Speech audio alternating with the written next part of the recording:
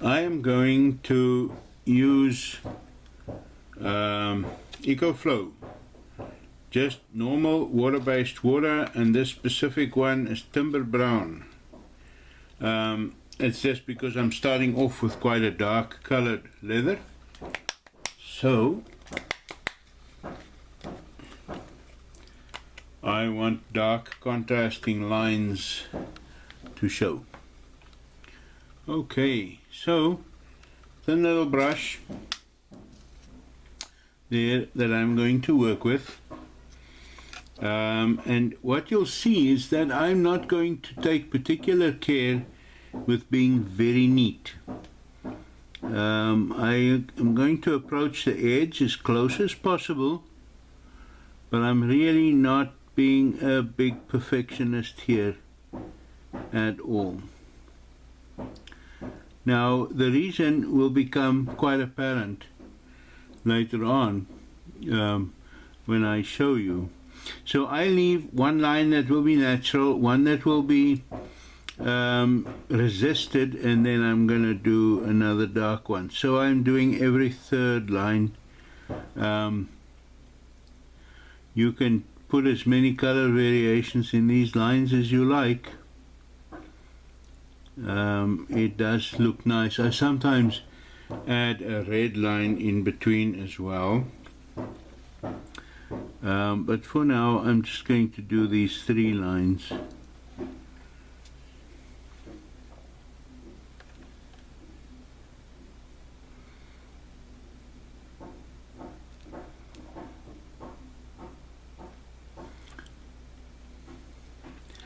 As you see, what I meant with not being very neat about this is that I'm not making a whole big effort to stay exactly on the lines there. I stay between the lines, but it's fairly fast to do.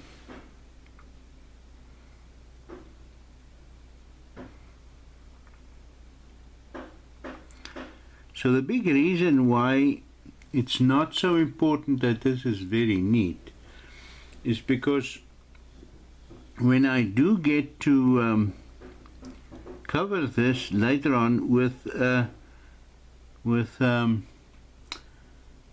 highlighter, it is going to color or darken whatever the impressions quite a bit, and that will mean that it's almost like adding the outlines of a coloring in picture later after the fact.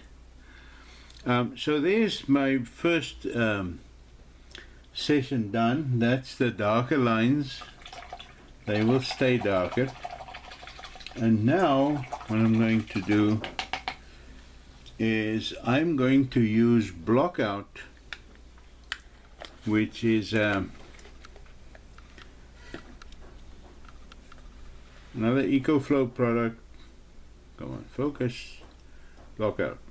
There we go. Block Out Resist. And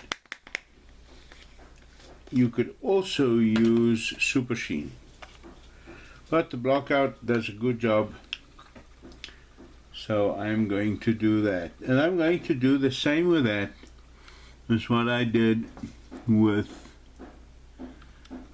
the line. So I'm going to, in this case, just pick the line immediately below that dyed line, and I'm going to add that.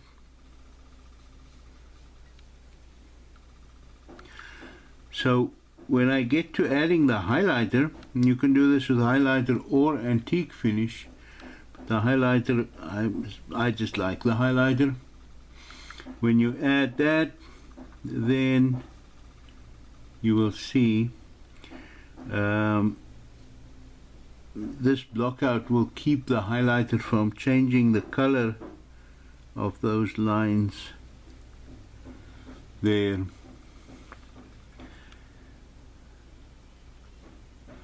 Right.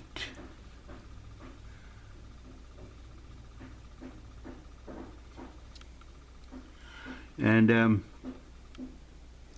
for those of you who's viewing this video and who are perfectionists, I have to apologize. I am not one. And on top of that, I am peering around my phone here at a really funny angle to be able to do this work, so I can't always see exactly what I'm doing. Okay, I add a light second layer to this here, but you see it'll dry fairly fast.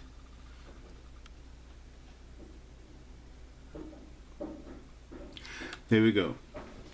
So I have 3 lines, a 3-line pattern. In other words, I have a dark brown, then a resisted line, and then a line with nothing on. So that means the line with nothing on will just get the color of the chestnut tan highlighter that I'm going to use. Okay, so now there's just something I want to do while those are drying. I'm going to give them a minute or 2 to dry, and in that time what I want to do is dye a piece of the background a different color. Now I think for that what I might use, I think I'm going to use for that something else that I've been experimenting the last few months and that's Vinegaroon.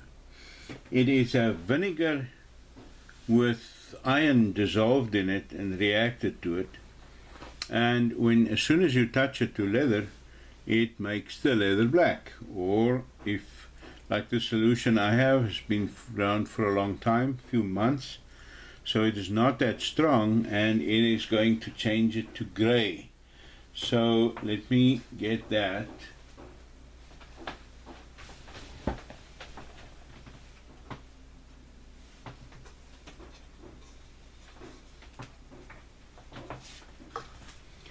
This is something that really looks fairly awful if you look at it like that. I don't think that looks extremely appetizing in any way, shape or form. But what I do is actually inside the liquid itself is very clear. It's just the rust and everything that's accumulated on the side. So I have a pipette that I put inside there, right into the center of the liquid, and with that I suck up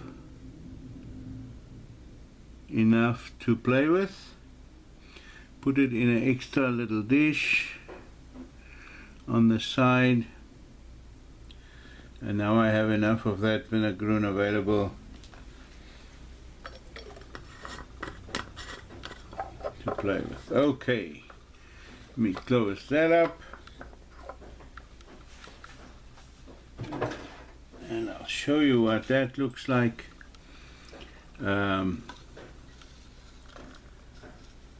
Just very unassuming. Okay, so with that, I am going to dye a piece of the background here, and I'm not going to try and be very even with it or anything. I just want to show you the effect of that. So here goes. I have it on this brush,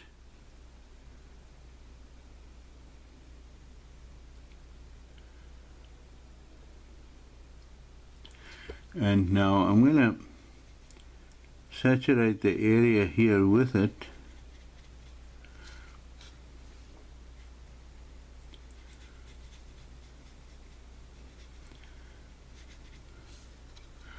And there you can see that the color is starting to change. What you see is not just the leather getting darker because it is wet, there is also a change happening in the actual leather itself. In fact, what is happening there is a chemical reaction between the tannins in the leather and the Vinegaroon solution.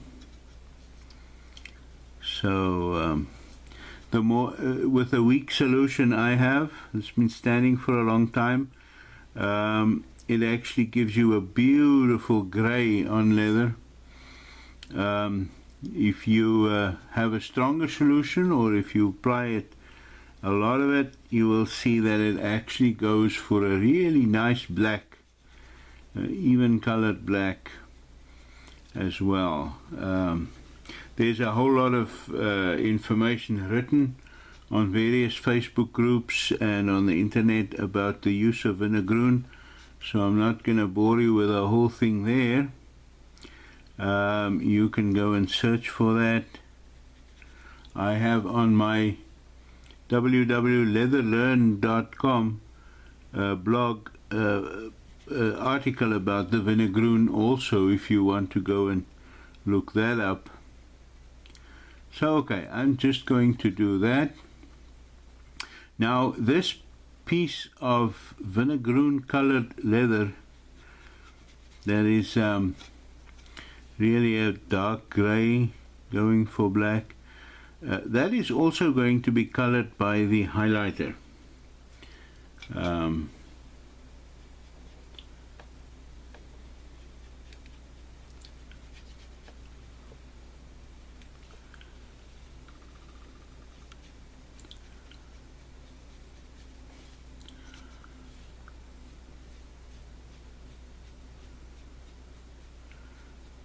Right, I'm going to just do that part and show you how that will work out.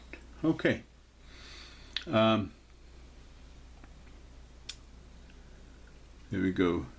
And of course, working with that, everything smells like vinegar.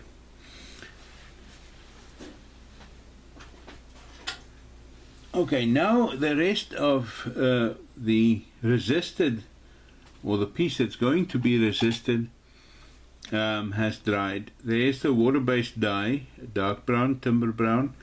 The next lines were resisted with blockout, and that is dried sufficiently to show you. And that line has nothing on it, so yeah, this third line in each case is the same as the total background. Okay, so doing the highlighter, you shake it well. I have a dauber that I'm going to apply it with, and next to me I have a whole wad of paper towel, and the paper towel I will use to wipe the excess highlighter off after I'm done. Okay, I'm using an old dauber that I have washed. You see it's dark, so I'm going to use that. Okay, here we go.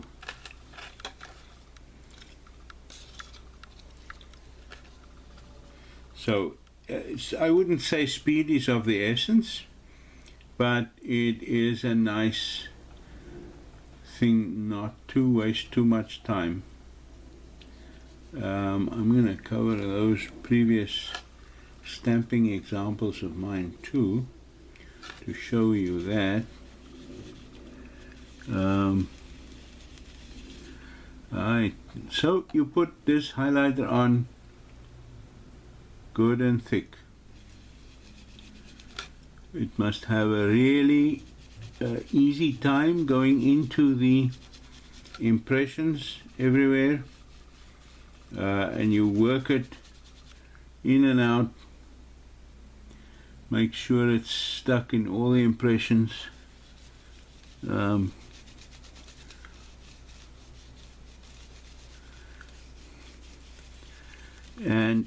if you have even surfaces like I have with a background, make sure it is liberally covered. In that way it won't be streaky.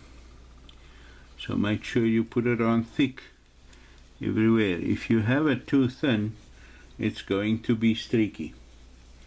And that's kind of a universal rule with most dyes and everything. I always say, if you don't want it streaky or blotchy, put it on thick. If that gives you too dark a color, thin the dye. It's that simple. But in this case, the highlighter is a nice light chestnut tan. So there we go. And now I can start wiping it up. It's put on really thick. Let me just close the bottle, otherwise we could have a mess. Okay, and you go through quite a bit of paper towel in the process, but it's worth it. Now, you do have to remember as well, I started off with a nice old aged piece of leather that started off fairly dark, and I'll leave the edges so you can see. Meaning that whatever dye I put on it will show up darker than if you start on a really light piece of leather. It's fresh out of the tannery. Just the other thing to remember is that eventually your leather is going to oxidize even under any dye you put on, so it's going to become darker no matter what. Long ago I tried it with a French finish that we got hold of that had UV protection in it, but it's not light that turns leather darker, it is oxidation. So that's why leather goes darker, and there's nothing you can do to stop it except to vacuum pack it, and that will stop it. Okay, so there's the final result. I'm going to have to let it dry somewhat for it to become very apparent and nice to look at. That piece of leather is really, really wet now. We can get the focus back. There we go. It's really wet. So once it looks better, I will post a photograph of it to show you what it looks like. But what you can see now is the process of how to do it. And you can see that all the imperfections of my brushwork with the resist and the dye beforehand, all of that is now kind of gone and not a problem anymore. It looks neat, and that's mainly because of the, I'll show you, in the impressions there you have the highlighter causing a dark outline of the lines. So staying with a dark in the impressions means that all the imperfections in your brushwork on these lines disappear and they look as good as you want to. There are the impressions, obviously without any dye below them, just as they are. Okay, that is this video done through YouTube. I will see how that works. What I also did is I recorded this video with a normal video camera. So I am going to post both of those in time so that you can see them. Right, hope to do a few more of these. I have somebody that suggested I go to a local community television station and see if they would produce these for me, and I'll certainly explore that as well. We'll see what can be the best and the easiest. Thank you very much. Bye-bye.